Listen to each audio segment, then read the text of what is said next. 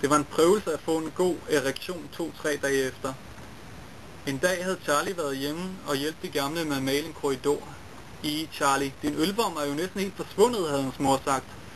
Jamen det er fordi mig og Julian har startet sådan en urteklub. Vi har fundet en plante, der hedder kratom. Det er helt fantastisk. Man får sådan en lykkefølelse, når man tager det.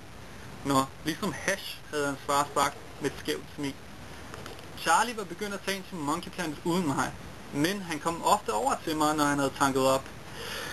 Vi røg et afrikansk cannabis-substitut, der hed Wild Dagger, på en smart marmorchillum, han havde købt derinde. Det virkede ikke, til gengæld smagte af helvede til.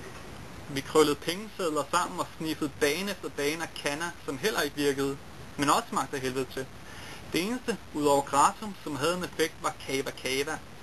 Kava kava var roden af en plante fra Hawaii, som de lokale drak i stedet for bajer.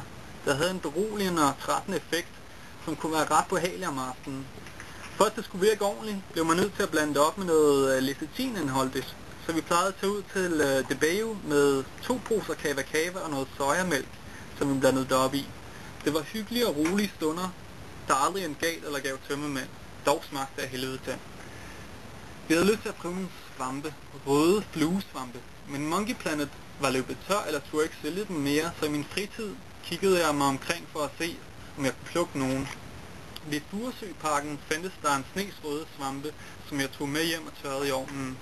Hele min lejlighed lugtede af varmelt barbecue, og det var et klamt syn at se svampene smelte og boble i ovnen. Charlie kom til holdet dagen efter, og jeg bad ham om at spise det. Jeg var ikke selv klar til en svampetur den aften, men han ofrede sig for sagen. Der skete ikke noget, og jeg begyndte at undre mig over, hvad jeg kunne have gjort galt. Efter han var gået, researchede jeg lidt på internettet, og jeg fandt ud til min rædsel ud af, at det slet ikke var røde fluesvampe, men nogle helt andre giftige svampe, som jeg havde givet ham. Jeg var på skideren. Men hey, han var jo hjemme hos mig et par timer efter, og der virkede han ret nok. Jeg læste på en hjemmeside, at akut svampeforgiftning først er dødelig 10-13 timer efter indtagelse, og at det var noget, der tit skete for unge mænd, der var ude og lede efter noget at trippe på. Jeg ringede til ham. Intet svar. Ringede til ham igen. Intet svar. Ringede til ham igen og igen.